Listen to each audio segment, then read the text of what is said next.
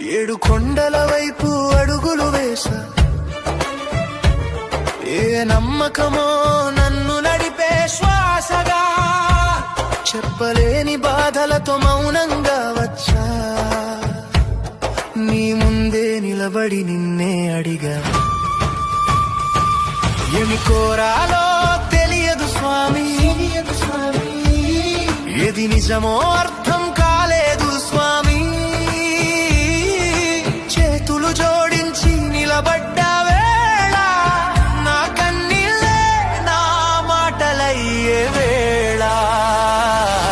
గోవింద గోవింద నీ చూపే నా ఆశల దారి, వెంకటేశ శ్రీనివాస నా జీవితం నీ చేతులలో స్వామి.